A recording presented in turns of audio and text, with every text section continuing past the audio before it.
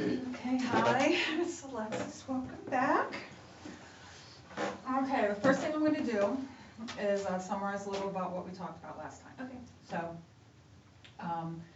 you are trying to decide whether you want to go straight to grad school, take a year off. You're not really sure what you want to do in grad school. You're apprehensive about talking to your parents. So we want to kind of decide, kind of figure out what you want to do, think through all of your decisions and see if we can come up with something that you'll be comfortable with and that you can present to your parents so they know that you've thought this through. Last time I talked to you, I asked you to get kind of start getting an idea of grad programs and jobs. Did you do that? Yes, so I actually focused more on the grad school, and I made like an entire Excel spreadsheet that has schools, the program, due dates, their application requirements, and any extra things that they have, so tests, transcripts, stuff like that. Okay, so that's all the ones that you're interested in. And you have the specific programs listed as well? Yes. Did you bring that with you? Yeah, I have it on my computer. Okay.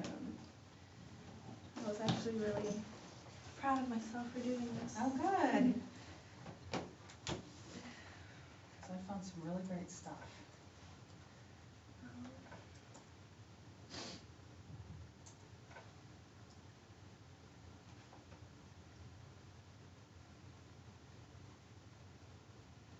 Yep, so schools, programs, if there's like specific concentrations, all the little requirements, application fees, tuition.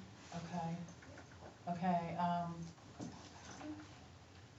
so your programs, okay, do you have specific grad programs or just the schools you're looking at? So this is the program, so like the MPA, so public administration, and then the schools, and then, I just didn't include it because it would be more, text, but like if they have specific concentration, so something I could specifically, study under that umbrella.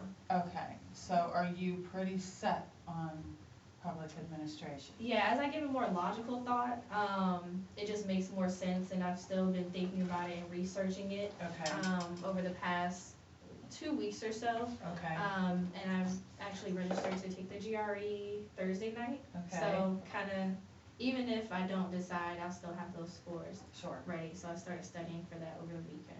Okay, wow, good, okay. What I found a lot of things that might be able to help us, and one of the things, and I was kind of focusing on the education because you seemed more passionate about that, but I think it could fall in both. But one thing that I found that I wanted to give to you, that these are areas of education, what kind of employers employ you, and what kind of the strategies that you would look at to see if you want to be interested in these. It has higher education, it has government, business and industry, all of this stuff. So this could be under public administration, but in the education field. Right. So these are something that I brought for you to look at to get an idea of more where you would find jobs and what you would do with them. Okay. This is a lot of information, so I'm going to let you look at that and see which things on this list that you would seem to be most interested in, because I think what we need to do is kind of narrow down, because you're probably out here looking at all kinds of stuff. So if we can kind of narrow down a little bit what we're looking at, then that might be easier for you to figure out what you want to do. One of the things that I'm not a career counselor, but I looked up some stuff for career counseling, and one of the things that they suggest you do first, which makes sense, is to figure out what your strengths and weaknesses are. Because technically, people tend to be really good at what they like. And if we can figure out what your strengths are, and there are several tests or things in here with questions. Mhm. I'd like to kind of go over all of it, because if you're, it's kind of like the Myers-Briggs. They ask the same question 3 times to see how consistent you are. Right. And then if we go through this and we can find some consistencies, Okay. then we can match them up to whatever kind of jobs there are out there that you would be interested in doing, and then figuring out how to get there through your grad school. Okay. So that's, sound good to you? Okay, yeah. Okay. Okay, another thing too that I had a thought, you're gonna need a resume. Mhm. A lot of, I don't know, have you ever done resume classes or anything like that? I have had some resume help before, and I do have like my most up-to-date one on my computer, Okay, so yeah. because that might be something too, if you're looking at these soft skills, Mhm. you know, those are something on a resume that you could say, well, in this job, you know, my duties were this and this and this, Mhm. but I was really good at this, I'm really good at this, and I did well with that because of this and that kind of stuff, to kind of Okay. sell your soft skills. Okay. Because I think that's how, those things are transferable no matter where you Mhm. go. If you're organized and you know, detail oriented Mhm. and things like that. Mhm. You like to work alone, you like to work with people or both or whatever. That's the stuff that you can put in your resume to get, that you can use everywhere. So, I'm gonna, the first thing, this one is exploring your interests, so I'm gonna ask you some questions, and, we can go from there. Okay. Okay. If you could teach courses on any subject at any level, what subject would you teach? Or subjects? Psychology, of course.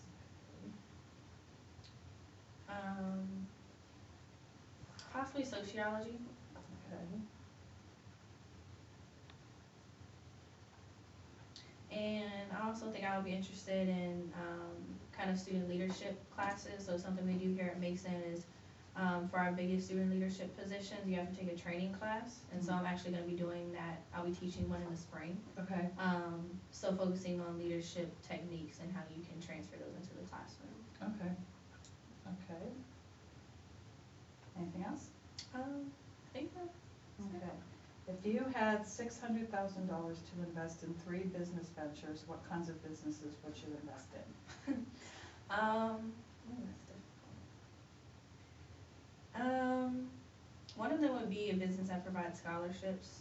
So, academic, like college scholarships would be one of those. And then a nonprofit, for at-risk youth.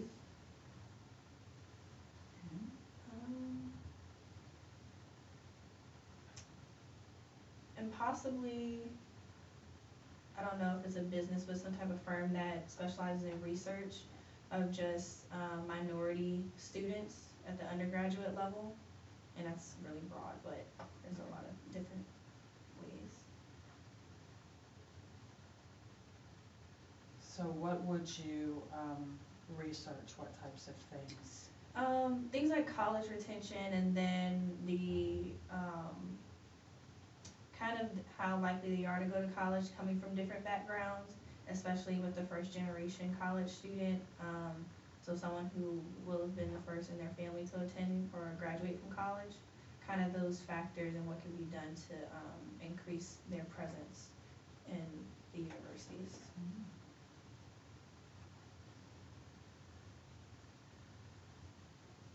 Okay, if you were an excellent writer or journalist, which you might be, what topics would you want to investigate and write about?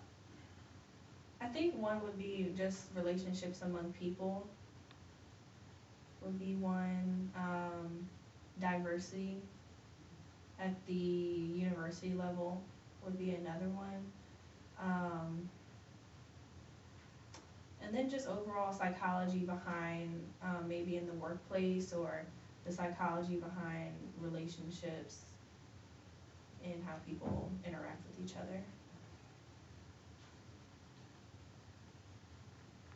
If you could switch jobs, okay. Let me skip that one. What local, societal, or world problems interest you? Um, the fact that the African American community is very much at risk, especially the males. That's something that really bothers me. Also, just the well-being of children at this point in time, dealing with obesity and the way social media affects their self-esteem is really troubling. Trying to think what else interests me. Can you repeat the question? What local, societal, or world problems interest you? I think the issues that we have here at Mason, so dealing with like parking and housing and some of the lack of opportunities that aren't offered to specific majors. So we're very big on STEM, but some people in chess kind of fall by the wayside, or other colleges that don't get much attention. If there is a conference focusing on the topics you have always wanted to learn about, they are? Diversity in education and just relationships as a whole. The psychology behind them, why or how they go the way they go, really focusing on like the relational aspects between people. Okay, what classes or subject areas besides psychology fascinate and absorb you? That's hard, as you said, not psychology. Have you ever taken a class that you just really, really like? Art class, history class, something? I really like my sociology, so introduction to sociology class. I took a survey of African history my sophomore year. That was pretty interesting. I think that's it. That's probably it. Okay. Looking forward to the museum opening up. Oh yeah, yeah. I can't wait to. What subjects do you most enjoy reading about besides psychology? So like school subjects. Any subject. I enjoyed reading, so the stuff we had to read for my sociology class, that was really interesting. So that'd be culture, human behavior. Yeah. Yeah, culture and human behavior are probably really interesting to me. And then I just find really quirky things interesting. So reading about like health or like certain sicknesses, and I don't know, I just read really weird things that just pop up on the internet. Okay. And I love reading about history, just like learning random historic facts is really interesting. Any particular kind of history you like the best? I love learning about African American history and kind of just history as a whole. Some things that kind of get skipped over, or Well, like all over. yeah, I used to really be into like Criminal Minds, so I'll read up on like schizophrenics and serial killers and just Okay. random stuff Okay. too. Okay.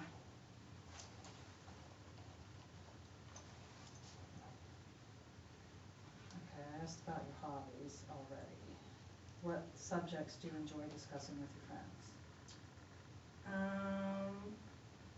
We talk about what's going on at Mason as a whole, so socially, maybe politically, academically. The older I get, there's less celebrity gossip. So at this point in time, a lot of our conversations are focused on what's next, especially for my friends who are graduating. So have you started studying for the GRE, applying to grad schools, things like that. And then just talking about things that are going on with us, so money and what we can and can't afford right now, and Yeah. different events we want to go to, things that we're interested in. What did you dream you would be when you were young? I used to want to be a lawyer when I was little. Me too. But growing up, I'm trying to think like mid-elementary school to high school, I never had like a dream career. It's kind of weird, like I always just loved being in school. But the only set career I ever thought about having was law. If you could make money doing whatever you wanted, what would you do? That's a really good question. That's the question. Yeah, That's that is the big question. At this point. Or let's do this one. If you could intern at any business or organization right now, what would it be? Either one.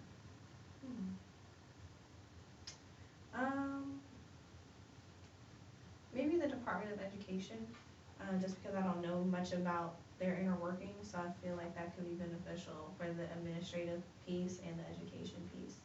I think that could be interesting. So what would you do, like, if you could do anything? If all of the information could be placed in your brain right now for you to do any job in the world? Honestly, I'd probably be some type of assistant or director or assistant director, or director of like a university office. So my supervisor, Aisha Puel, she supervises the office that I teach for, and I like her job because she advises us like administratively, but she also she teaches the University 100 class too. So I feel like she gets the best of both worlds, like keeping people in check and then also like relating with the younger students. Okay.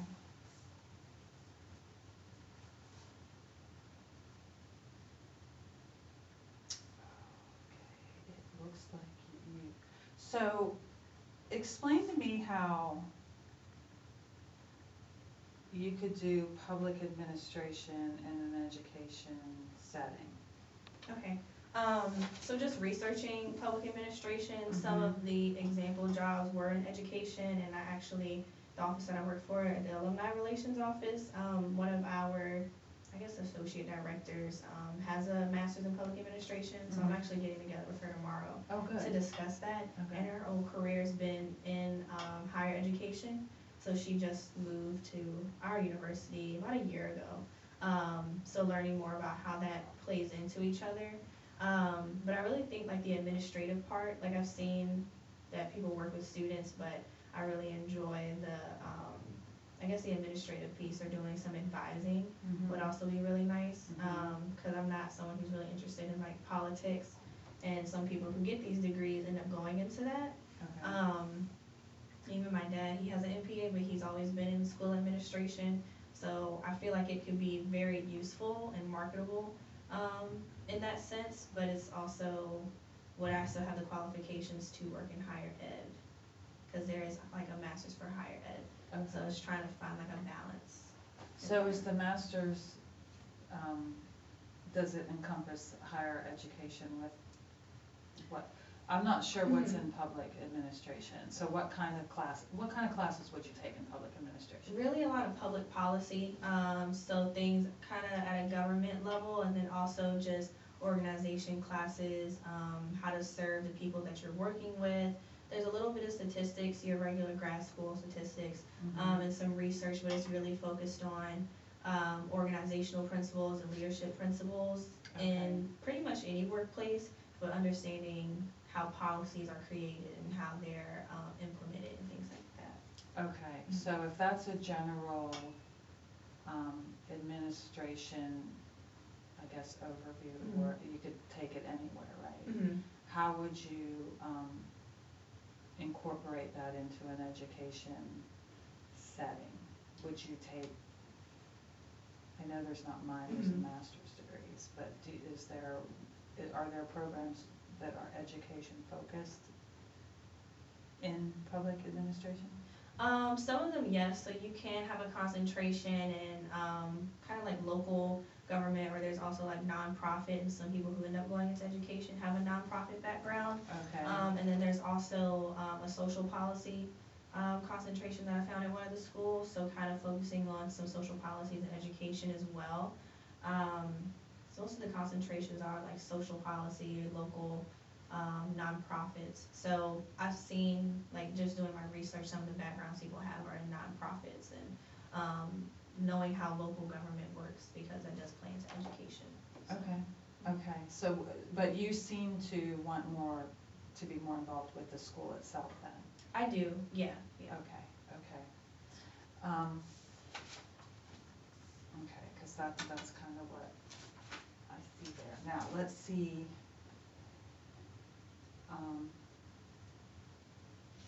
Okay, this is a really good one too. Okay, imagine that you had 3 separate lifetimes to live. What would you do with your time? So, this is kind of a vision activity. So don't limit yourself to occupational titles or career fields. Instead, provide descriptions of what you'd like to be doing, where you'd like to live, who you'd like to spend time with, and what special skills, training, or interests you would hope to explore and develop. So, I guess if you had your ideal kind of job thing when you get up in the morning, where would you go? I would go to a school.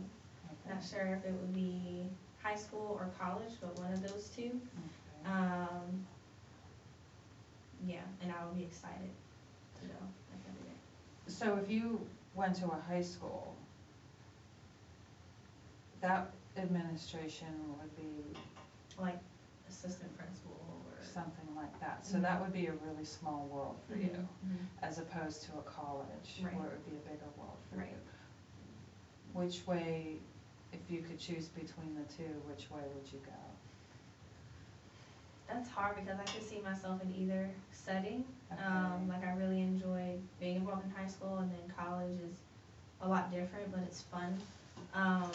Okay, let's ask this question. What would you, let's do high school on one side Okay. and college on the other.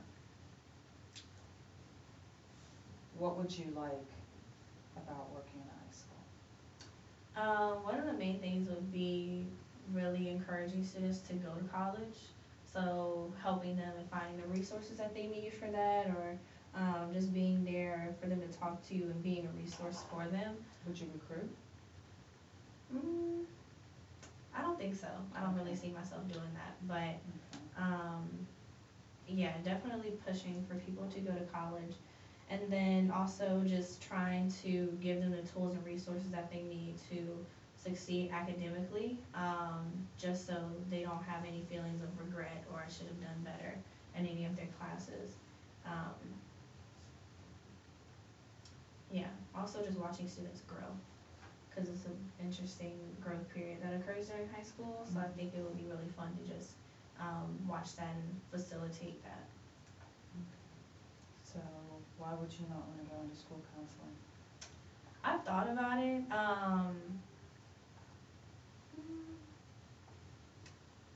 I don't know. I've thought about it like once or twice before, but I never really gave it much thought. It's something I could see myself doing, but it's not something I'm extremely passionate about right now. Okay. Yeah. Okay. What would you not like about high school? Working in high school? Dealing with students who just don't want to be in school, because they kind of don't have a choice. College, I mean, some people are like that, but one times in that it's a choice. And maybe also dealing with parents, so them wanting to be more hands-on, which isn't a bad thing, but it might be a little easier at the collegiate level to only have to hash things out with the student. Yeah. Okay. That's a valid point. Okay, college. What would you like about college, working in college?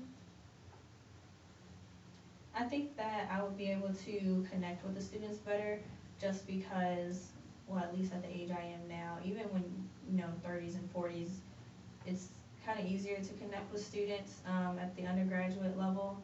And also just all the programs that I've seen being implemented at Mason, like having upperclassmen help freshmen with their transitions, and providing ways for undergraduate students to have jobs on campus, and giving them even more help and resources that they might need more than high school students. So kind of helping them grow up and get used to the real world, I think would be really important. Okay.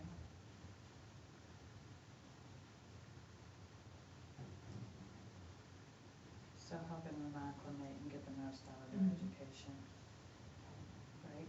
Yes. Okay. What would you not like? College can be very political, and even just from my experiences, I've seen certain offices kind of don't get along. It's kind of like a competition, especially with student leadership. They want our applicants and we want their applicants, and people can't do our job and their job, so they have to make students choose, and I think it puts people in a really ugly position. So they don't play nice. Not all the time, no. Okay. But there are politics in high school too. Yes, yes. Okay, what would make high school politics, because you didn't mention that for high Mhm. school, so what would make high school politics different from college politics? I think a lot of the well, not a lot of them, but a majority of them don't even come from within the high school. A lot of it is stuff that's being implemented by the city or by the state. Okay. Yeah. And so they don't have a choice. Just saying, like, the background that my dad comes from, acting as a superintendent of a school system, it's not really the school's doing, it's kind of like what they're told to do sometimes. And even with teachers, people complain that people are bad teachers, but they don't know the resources that they don't have. Right. Or SOL, you're failing the SOL, but that's not the teacher's fault all the time. Okay. And I think that certain school systems can implement some unnecessary things into the curriculum that waste time. Okay. But with college, what we do here is what we do. Like, of course, there are tuition things like that, and like the 1,500-hour rule for working students is something that we can't control. Okay. But our politics are our politics. Okay. So we don't have to answer to a school system necessarily. Okay. But at high school level, you wouldn't be able to control half the things that occur most of the time. So then you would find it easier dealing with a regulation that you had to follow because of a state law than ones that are generated by the college that you might not like to deal Yeah. with? I think both are win-lose. I see the pros and cons of like both of them, and I'm kind of in the middle because either way, like, there's going to be something about either setting that you don't like. But I think at the collegiate level, you're just given a little bit more flexibility because it's like in high school, there's an English department. They're pretty much all doing the same thing. Right. But the English professor I had is probably completely different from the one my friend had her freshman year. Sure. So there's a lot more flexibility in that Okay. sense. Okay, and you like that? I do. Yeah, I feel like it keeps things interesting, and there's a professor for every type of student at Mason, where high school, I don't know, it could be like that, but at the same time, sometimes the material trumps the instructor. Right, Yeah. right, okay. Okay. So you would feel that you would have more opportunity for change at the college level? I think so, and also just influencing not only there, but what they're gonna do after graduation would be really important, so Okay. helping them get the tools and help that they need to figure out what they can do here to put them in the right place, at the end of their 4 years. Okay.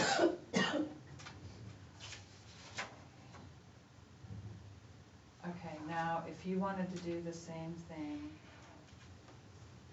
in something that's not a college or a high school, Mhm. but it's educated, say maybe 2 different places that let's look on here. Let's pick 2 places that you think you would like, that seems to speak to your interest. Out of the whole packet, so not Something looking at that pops education. out, something that pops out. Like if you were to wanna work in, adult continuing education or something like that. Or if you, say like at government agencies, cause you talked about that too, right? Mhm. And that would be something you might wanna do as well? Or do you wanna stick with strictly this academic school? That's another thing, I don't know if I'm just limiting myself because I've always been comfortable in school, cause I've Mhm. always sworn against like government and things like that, but there are so many different areas of the government, Um, so like Department of Education, for example, like I could find that something and I would wanna do in then Educational Resources Information Center. Okay, And Human Services with a background in psychology. okay, I feel like that could be useful, just taking like a human resources approach to it, and wanting to help people. okay, so you'd wanna, would you be interested in more of an overall, like, governmental education policy advocacy type thing? I could, that sounds interesting, I'll have to like figure out what exactly that is, Okay, but yeah. okay, or is, okay, but you wouldn't necessarily work with the students? I would like to work with the students, but I'm stronger administratively, so I feel like there's still a way to have connections, but I see most of the people I'm working with as being like working adults, as Okay. almost like my peers. Okay. Yeah. Okay, so, oh, I had a really good question, it just flew out of my head. It'll come back to me. Okay, now let's look at this. Mark on here, put a little check mark or something here on things that you, think you're strong at.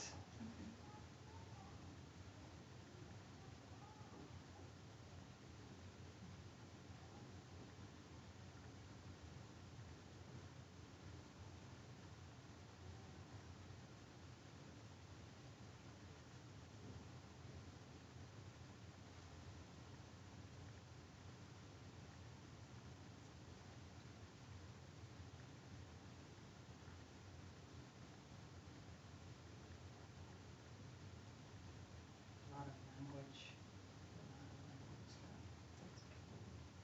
You might make a good lawyer. That scares me. Hmm. Definitely not.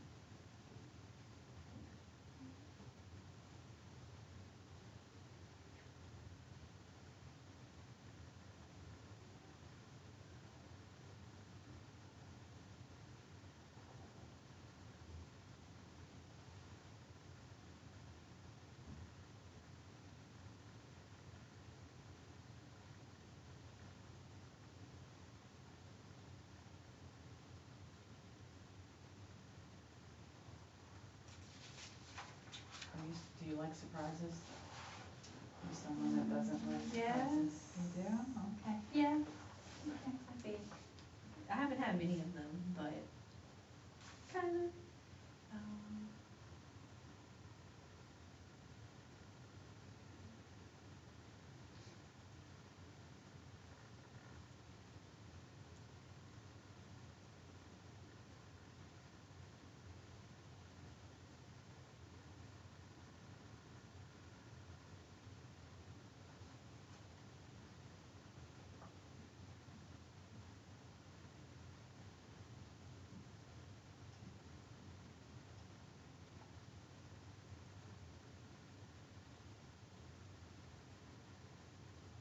Have you done research? unless it's been required for class, no. I've never really been a fan of research, but I'm currently helping a friend with a research project and, possibly, helping another grad student with a research project. So hopefully I'll get some more, experience in that, cause I know it's like necessary, but I've just never really like research before, yeah. Unless it's something that really interests me.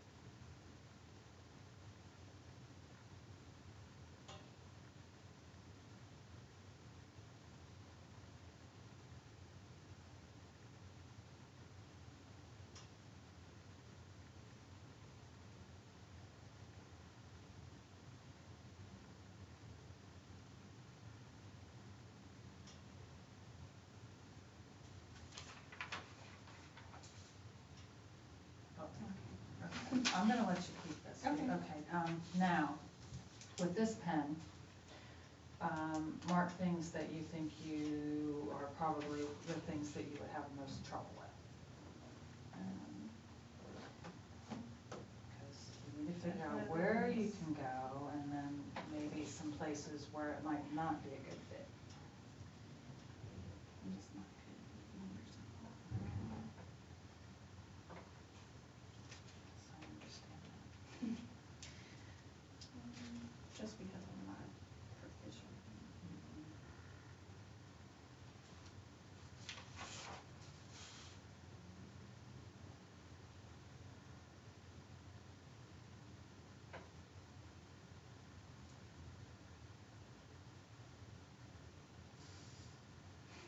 Okay, I'm so kinda research is not your field. No.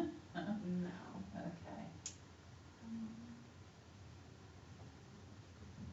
Okay, now if you're gonna work with public policy, isn't research a part of that? Kind of. Well, there's public policy, but there's also public administration. So those Okay. two are different. I had to be like cognizant of that while I was researching schools. But Okay. So what's the difference between the two? I didn't actually research the difference because I didn't really research the difference. I more so read up on public administration and just administering policies and putting them into place. But public policy is like, where does it come from? How do we put it together? So I'm more so trying to like just do it and teach other people how to do certain things. Okay. So that was like my biggest takeaway is like the difference, just surface, but I still have to like look into the real differences. Okay, that would be a good thing for you to do for Okay. homework, because, you know, if you wanna work with policy, you could end up having to do the research and making proposals and changing policies. So if research is something you have a really hard time with, then, because the next thing I wanna do after we look at this is to really go out there and look at jobs. But I wanna do that next time. Okay. I mean, going on companies' websites, Monster, something like that, and looking at jobs that you think you would like if you had a public administrative master's degree, and look at the job descriptions. Okay. And the tasks and see, because you may find that you like the coursework, but when you go into some of the particular jobs, it might not really be where exactly you want to be. Okay. So, and I think too that as far as taking a year off, which we can talk about that too, that would be a really good time to explore if you could get a job. Because I know you mentioned you wanted to, if you took a year off, you would want to work at the place that you worked at before to see if you liked it, even though you didn't like it last time. It might benefit you to find something completely different, or maybe get a couple things going, even if you volunteer, just to really get in there and see what the nuts and bolts are. Okay. Because that's what you're gonna be doing for the rest of your life. So if you think, oh, this would be really great, and then you look at the job description and go, you know, I don't know if that's really for me because it has this. Right. Then that may confuse you more, Okay. but it'll move you forward in your decision. Okay. So, I'm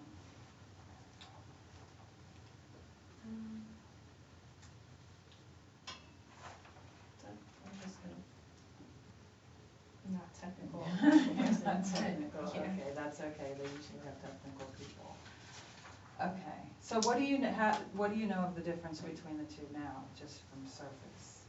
The difference. Between,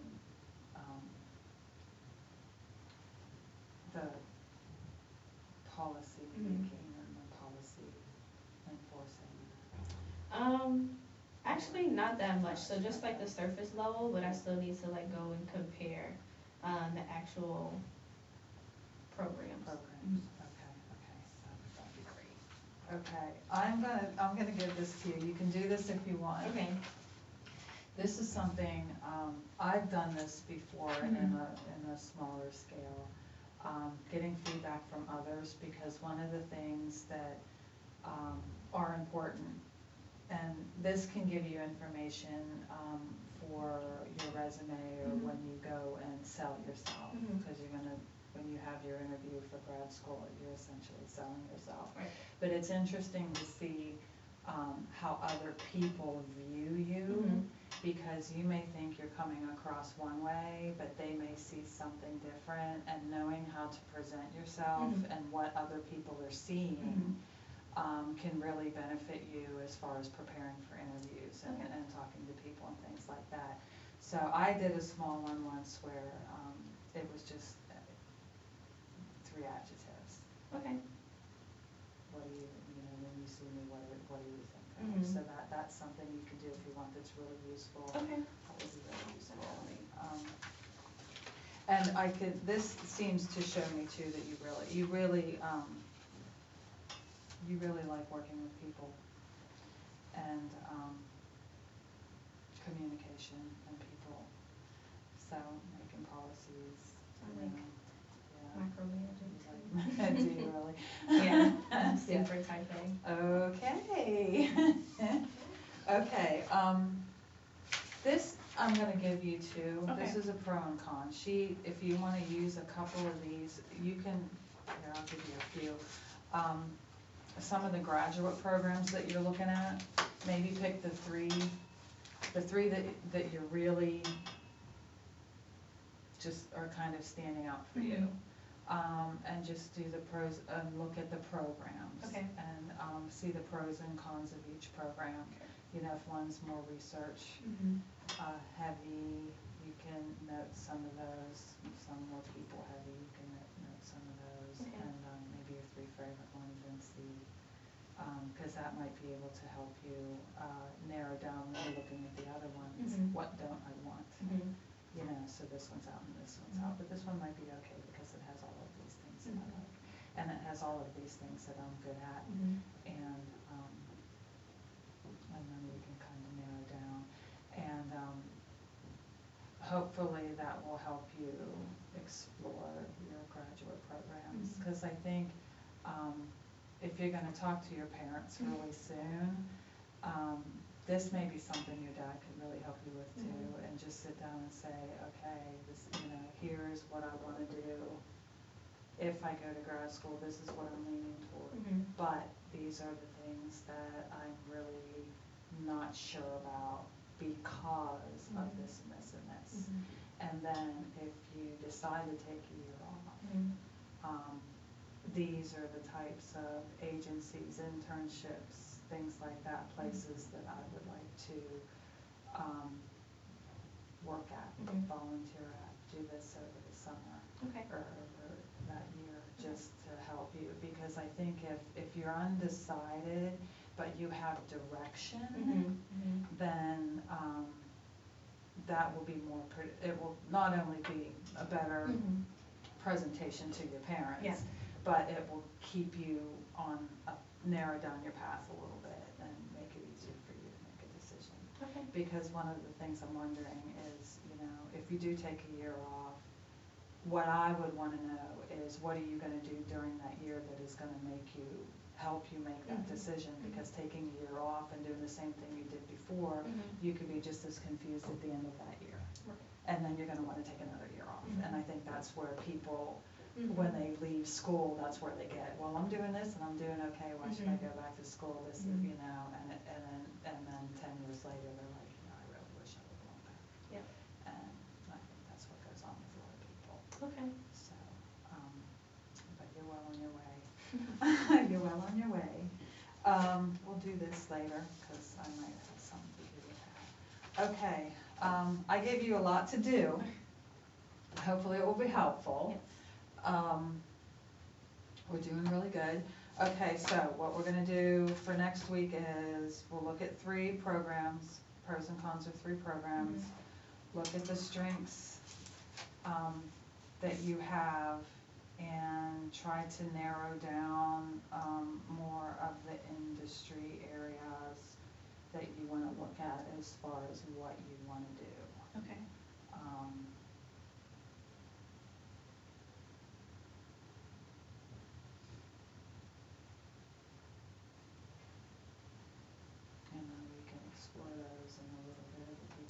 and see if we can, you have a passion in there. Yeah, just need to put a name on it. We need to put a name on it, yeah, Yeah. to help you out, so. Okay, that's, our time is up. Okay, thank So, you. You're welcome. So hopefully this will be helpful. Oh, and I found this too, I'm just gonna give this to you. It talks a little bit about the gap year. Okay. And a lot of people do it for the reason of trying to, exactly the reason that you want to. Mhm. Because you don't really wanna go into a program you're not really Sure. sure about, Mhm. so, and that's what that gap year, a lot of people do Okay. for that reason, so. So it's not a bad decision Yeah. necessarily, as long as you use it to your advantage, Yes. so. Yeah. Okay, Well, thank you. all right, you're welcome, and, until next Monday. Okay. Yes. Okay. Yep. All right. Sure. At 4:30 still?